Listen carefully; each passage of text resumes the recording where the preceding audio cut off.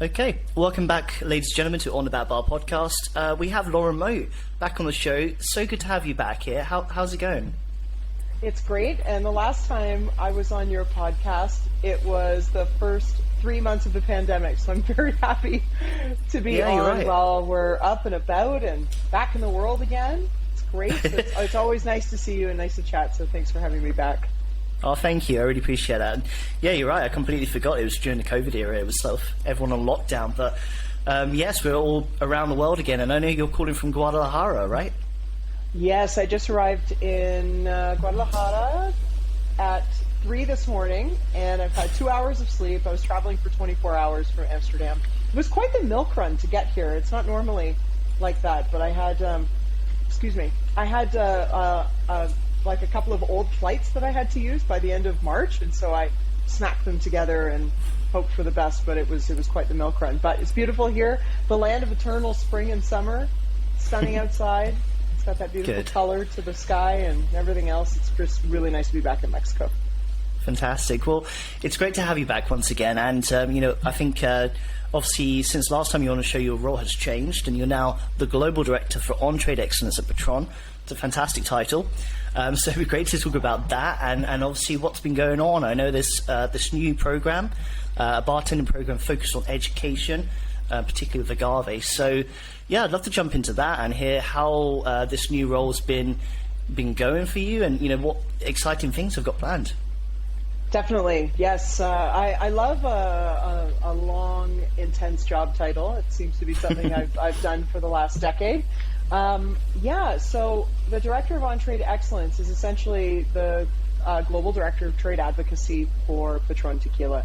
My colleague David Allen is the Director of Trade Advocacy for the brand in the U.S., and the two of us, we work very well together, side by side, on developing all of the advocacy programs and education that global bartenders get access to. So while he's focusing on U.S. programming, obviously working outside of the U.S. is a very different ball game, so to speak, in terms of what bartenders know about tequila and what they're curious about and very excited to learn about the category. And of course, being that Patrón was the first brand to create the super premium category and still going strong, it's great to be able to develop programs now that take bartenders into not only just the future of the agave category, but also into the future of the brand world that there's so much excitement around in terms of bartenders' love of Patrón and just learning more about agave. So it's great to bring all of those things together and see where we go from there. Fantastic. I mean, the category itself has just exploded over the last sort of decade, and there's some fantastic products out there, and I think the category and tequila as a whole is much more understood, not just by bartenders but consumers as well. How's the change been for you? Seeing Patrón, and obviously Patrón was a huge driver, I would say, for that re-education to the world. Over those sort of years, what's Patrón been doing to sort of help educate consumers and bartenders? Well, previous to 2018, Patrón was an independent brand, and then in 2018 was acquired by Bacardi.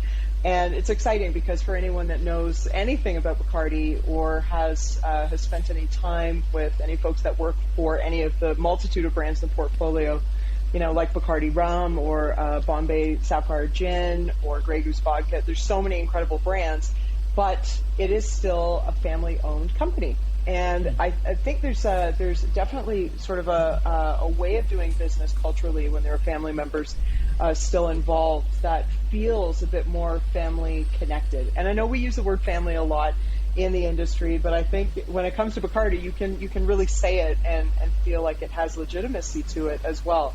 The Gran Familia, as often the company calls a lot of the bartenders that are connected with any of the brands, really does extend into Patrón. There was an existing family that existed in the Patrón world before it became part of Bacardi, so that was wonderful. So to be able to sort of bring to life, I guess, that family evolution and continue on into the future has been really amazing.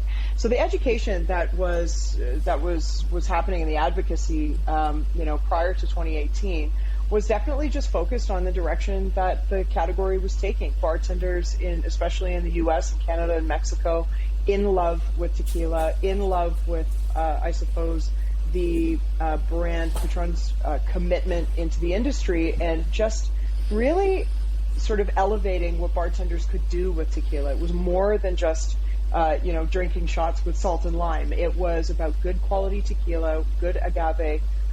In terms of where Patrón is coming from, it's great, the best quality blue agave from the highlands in Jalisco, as well as, water and yeast and oak maturation for anything higher than silver, or for Reposado and Añejo. So what's great is that you take already a super premium and amazing product, and then you give bartenders exactly what they need in order to thrive. Different activities, different ways of bringing it to life, experiences, education, engagement.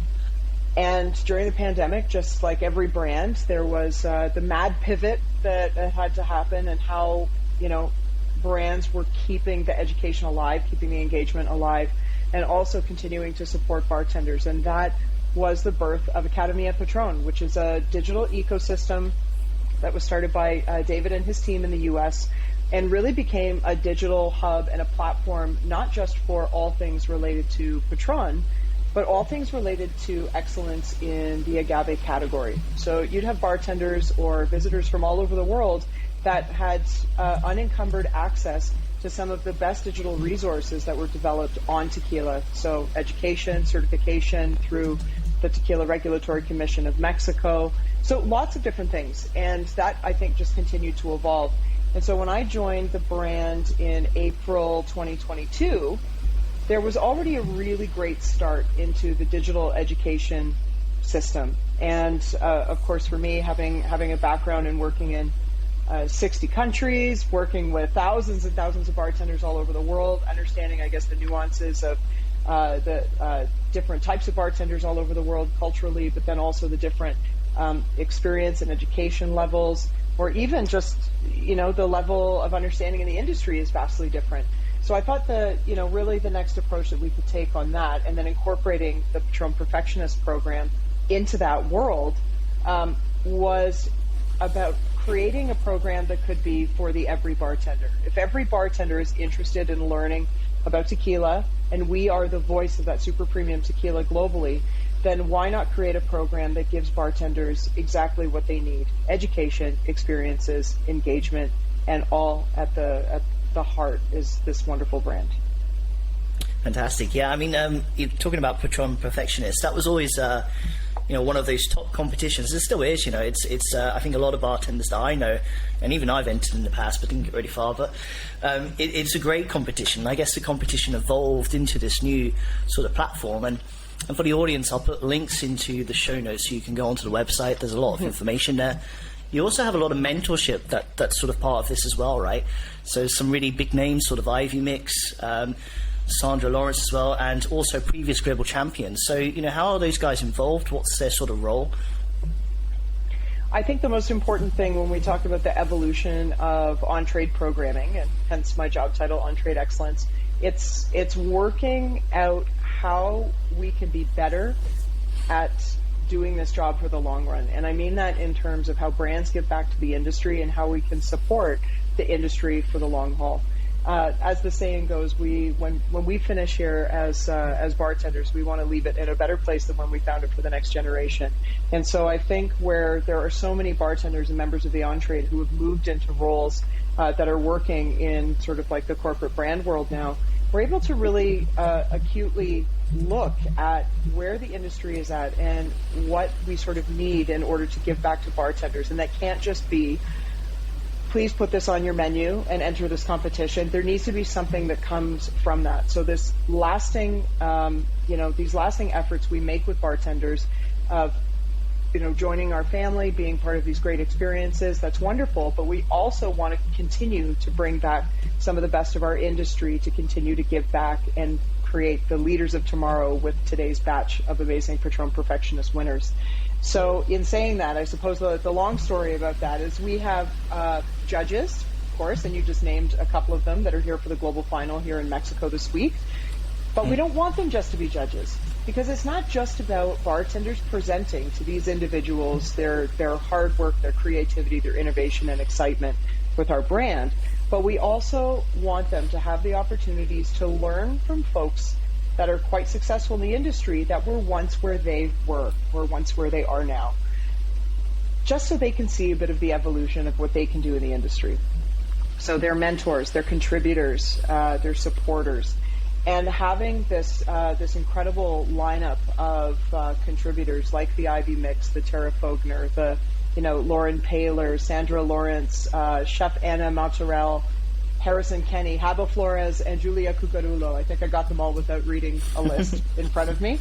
They all come from very diverse backgrounds, different parts of the world, different levels of the industry, from writers to bar owners to living, in the far-flung reaches on the other side of the planet, to really celebrating, the craft of the Mexican bartending community. So I think any bartender joining this week shouldn't make it just about winning. Of course, you want to do well, but you also want to use this as a learning opportunity and a bit of an audition for what could be next, because you have no idea what's around the corner. And the best thing to do is to go with the flow and do your best and always show up and be present. And so I think every bartender is feeling that this week. Good. Well, that's very exciting. So this week is the competition. Obviously, they've been flown over to there, and what a great experience to be part of the competition, to also be in Mexico as well. What are these bartenders going to expect from the competition? What are some of the challenges coming up, if you can share? Like I said, the experience itself must be fantastic. Yes, of course. We're happy to share what the challenges are. What I think is amazing about how the program has evolved from a singular cocktail contest that started in 2015, and I'm not sure what year you entered Perfectionist, but certainly over the last 6 or 7 years up until this moment, it has been a singular cocktail contest. You submit one drink with whatever Patrón tequila variant you like. You bring to life this new way of celebrating Tequila Patrón, your sort of version of perfection, which I think is so cool. It's such a beautiful premise to base this bartender journey on. But that said, we want to try and expand what is possible with tequila, and there's no better time than now to do that, because bartenders are agave crazy. And to be frank, I'm agave crazy as well. I used to work on a portfolio of many different brands and many different categories, and agave was always the thing that I gravitated to. And I think being able to build a program that almost feels like it has so many challenges and activities that it feels like it operates like a full portfolio program, but it's just tequila. And there's so many different variants of Patrón tequila to enjoy as part of this process. So that's where I think this is unlike anything else available in the industry right now, because it is so vast and so big, but also really gives bartenders the ability to discover what's possible in the category. So the challenges. The first one that they entered, which was much early on into the competition, the entry was called the Hometown Hero. And that was asking the bartenders to submit something that celebrated a bit of their world, perhaps a flavor or an ingredient or a story that reminded them of where they were coming from and how they could blend that into creating a beautiful drink with Patrón Silver. They went through a series of national challenges, which were all completely different. Things focused on the Paloma or reimagining what was possible in terms of certain classic tequila cocktails. And then the global finals, we brought them even more challenges and new activities to participate in. So this week, Field to Flavor is actually a bit of a secret competition, a secret round, because they don't know what they're getting into. What they know is they're going to one of our partner agave fields, and that's all they know. So they'll get there and they'll be briefed. And so Field to Flavor, I think, part of their mentorship sessions that we went through in the last couple of months was about helping them understand how to block out the noise and develop, as prepared as they could for something that ultimately is essentially going to be a black box challenge. But I don't know if there is a black box necessarily, but it will be a surprise. And then the second challenge, which is the stories we share, we encourage the competitors to learn something special and unique about Mexico, more than just Frida Kahlo. But there's so many other things to discover from a historical perspective, flavors, provenance, just so much access. Find something deep and meaningful, and then bring that to life in a serve and also a ritual that celebrates a bit of your personal connection to that, which I think is really cool. And then the third one is called Mi Mesa es Tu Mesa, which means my table is your table. And this would be a group serve for 4 people.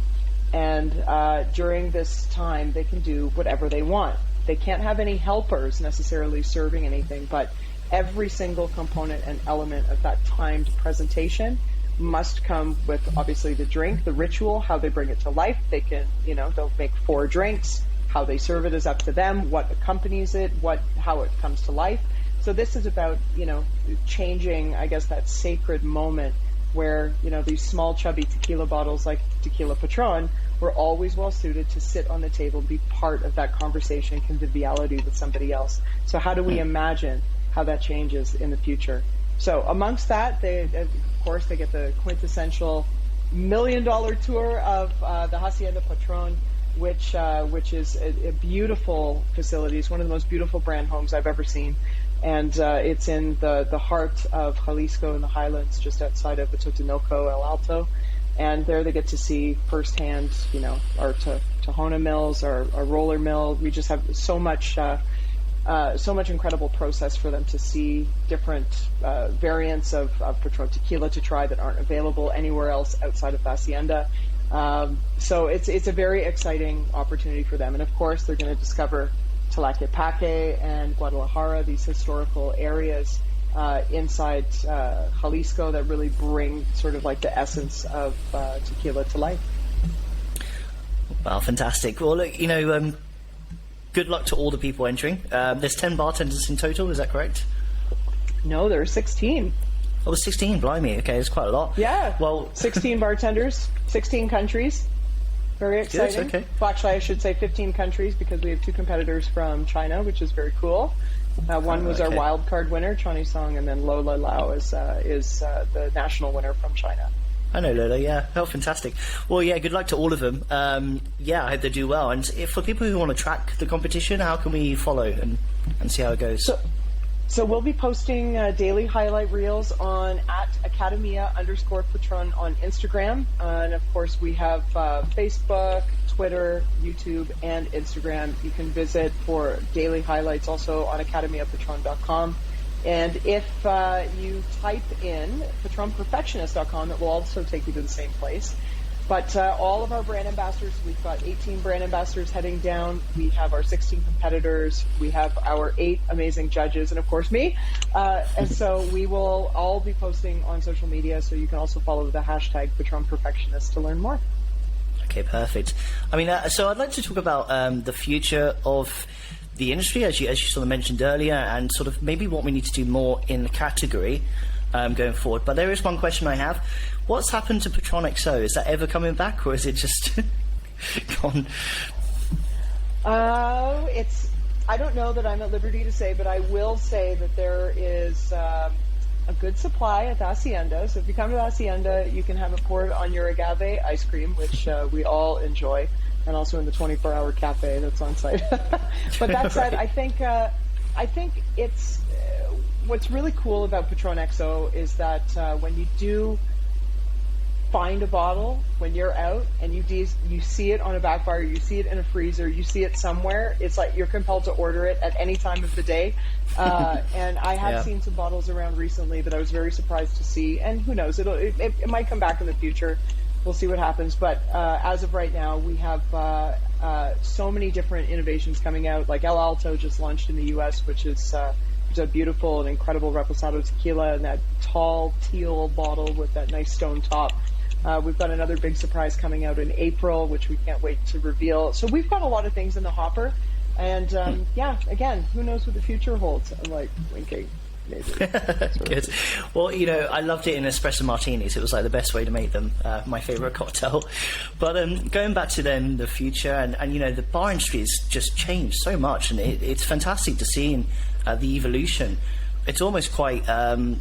It's almost going too far. So I'm wondering, how does your sort of plans for education and mentoring, and the role of tequila. How do we go forward from here? What needs to be done more for education with tequila? So I think there's definitely a connection to the plant that we all need to get back in touch with, because there are a lot of brands out there, and I think everyone's sort of fighting for airtime. I think because Patrón was the first, it's our job to sort of be the stewards of the category. I think in terms of our education, it always connects our handcraft message into that world. Just that we are 3 ingredients. We are, the highest quality blue agave. We are water, we are yeast, and then oak maturation being our 4th, depending on what core expression it is. And then there's also the 62 hands. For us, it is more about highlighting the people as well behind Patrón that bring it to life. And every time you open a box of Patrón and you open that, beautiful colored tissue paper on the inside, each element of putting that together was put together by somebody. And so we always say that there are 62 hands that touch every single bottle of Patrón, and that is entirely true. So I think for us, we also want to bring that message, wholeheartedly into the education, and just continue to drive that message with everything we do, because there are many people and many hands that make the drinks that you enjoy, that harvest the ingredients that we use, not just in tequila, but of course, like in any ingredient behind any bar or in any restaurant. So I think it's just really getting connected into provenance. And that also doesn't mean one group of people. It means multiple groups. It means a diversity of groups. It means also diversity of individuals that work in different levels of the industry, and maybe those that are trying to break in and come into the industry but don't have a way in. So I think for us, we're looking, holistically at the education and recruitment of how we bring bartenders into our world, so we can give and, provide opportunities that they're craving. And I know for me, I always look at things from the perspective of where I was at as a bartender before I left working in bars in 2017, is that I was always hoping that people would just take notice of my unique way of looking at ingredients, my unique way of bringing, to life a certain ritual, or how I could really connect like a meaningful conversation or discussion to what we were doing behind the bar. And I think it's our turn to look towards, today's bartenders and say, we've got to highlight all of this. We have to put spotlights on all of these individuals around the world, and just provide like a really amazing program that they can join and feel that they're part of in the long run, that they can always feel like they're part of their, Patrón familia, because we will continue to drive, best-in-class education, best-in-class opportunities and experiences, and we will reach to wherever we can find bartenders from a digital standpoint, from a physical standpoint, just to make sure everyone's got the opportunity to join if that is their desire. Okay. What are your thoughts on the rise of agave spirits around the world? There seems to be a huge sort of wave of new agave fields, I guess, being planted from India to Australia. What's your thoughts on that? Well, I think I actually think it's really interesting, and I hypothesized many years ago that it would be interesting to see, what happens with the agave plant when it is planted in different arid climates around the world, and different locations. Different species will thrive in different conditions and locations. I think that experimentation has always been part of the innovation in our industry, and of course in any other industry. And I'm very interested to taste side by side, this like best-in-class spirits made in Mexico versus, what we're seeing in some of these other areas. I think it could make for a really wonderful expansion of this lily category, because everyone keeps calling it a cactus, and of course we know it's not a cactus. But even just beyond that, just even the different areas of Mexico that are getting a little bit more airtime as well, like outside of the delimited areas where we grow blue agave for tequila production, but also looking at sotol and looking at raicilla, looking at the different styles of mezcal. I just think it's a very exciting category, and a plant that is so incredibly resilient and can thrive in so many different areas and conditions. It's very similar to how we look at growing grapes around the world, or any other crop for consumption. You could plant the same thing in different places and it will yield a completely different result, and that's, I think, very exciting for people that are obsessed with flavors. So yeah, fantastic. Well, just a few more questions, Lauren, and I'll let you go because I know you must be exhausted from all that traveling. So once again, thanks for joining. Powered by coffee. Not tequila yet. I need like another hour, and then I'll be powered by tequila. Well, I was talking to quite a few people recently about sort of tequila itself, and I think the category with the expansion has also seen like a rise in quality, whereas I think if you looked sort of 20, 30 years ago, there was a lot of mixtos. Now sort of every product is 100% blue agave, so that's great. But some of the issues that some people talk about is agave being harvested early, so that's obviously not a great thing. Also, agave plants, just a lack of supply, but I think that's always been the case. So, I mean, what are some of the other issues you see in Mexico or agave is itself, and what are Patron doing to sort of counter-react that? I think the biggest issue that we face right now is probably the celebrity tequila focus at the moment, because when you see, on Instagram as an example, you've got, let's say celebrity X, because I think that there are 26 now. The entire alphabet of celebrities have a tequila brand. But I think when you take and it's not to suggest that all of them are like this, but I think the worst examples, you've got, a lineup of different distillates on the screen, and they all look different. And I guess the caption is sampling my forever tequila today to decide which one is going to be mine.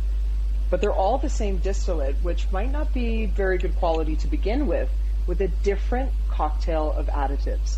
And so every time a new sample is created, it's adding different additives. And of the 4 allowable additives in Mexico, where you can still declare something as 100% blue agave if it's less than 1% of additives in the bottle. And so I think I can compare it even to 10 years ago or 15 years ago, when there was the craze for flavored vodkas. But I'm not talking about like normal flavored vodkas like citrus and orange and vanilla or whatever else, but whipped cream and cotton candy and bubble gum. I feel like the way that some brands in the tequila industry are using additives, they're completely blowing out of proportion our perception of what tequila is supposed to taste like. And because the masses are now getting involved and tasting and decided that tequila is their forever spirit, based on the marketing of some of these products, you are tasting things that are almost the new whipped cream, bubblegum, and cotton candy vodka of today, but it's actually tequila. So that, I think, is hurting in a lot of ways, because it is drastically changing what the consumer perception is of tequila, number one. And number two, it's flooding the market with brands that are of lesser quality, but they're still using the moniker of 100% blue agave on the label.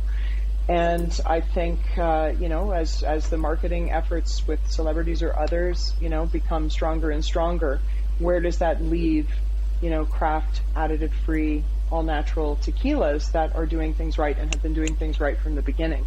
So I think that's probably the biggest danger that we face right now. And I'm really proud to work with Patrón, for this reason. It is, 100% natural with just those 3 ingredients. We don't use additives. And that is something that we can stand by. Every time we taste our tequila, it tastes like cooked agave. It tastes like pepper. It has a natural sweetness from the fruit and the distillation, and from the oak maturation that we use in Reposado and above. So I just think that, that's probably one thing to highlight. I think a lot of the other things that you mentioned are gradually, becoming more, important topics for the future. But I think the one that we're really facing right now is just incorrect flavor profiles of tequila en masse.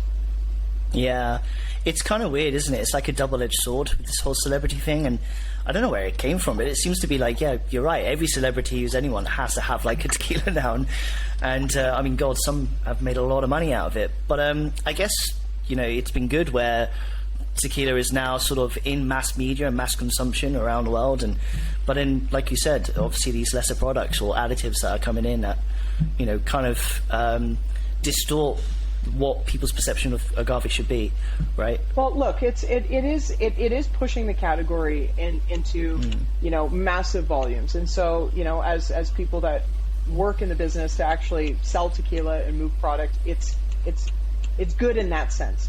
But as you say, there is a double-edged sword. Where there is a big advantage, there's also the pendulum swings eventually the other way. But I think, especially on plants, if you don't allow the agave to bloom to full maturity, then you have lesser sugar content, which means your fermentation is different, which means your distillate will be different, which means the finished product will taste differently. So I think there's quite a few things there that need to be tackled. But no, you're right. It's it'll be interesting to see where we're at in the next 5 or 10 years. Yeah, true.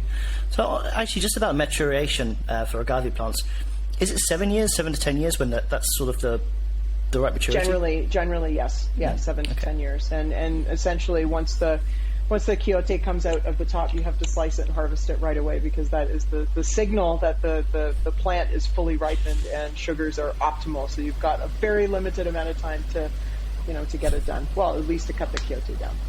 Okay, great. Well, just to wrap up then, Lauren, and thank you once again for sharing your knowledge and about Patrón and what they're doing. For the ACADEMIA Patrón, the website, where should people start? What sort of pages, classes, or what's the sort of journey they should go through? So it's really quite simple. If they head to academiapatron.com, and you can click on Agave Masters. So Agave Masters is our online certification that is open for everyone. There's 2 levels of certification available, and bartenders or anyone that has an interest in tequila is encouraged to start there.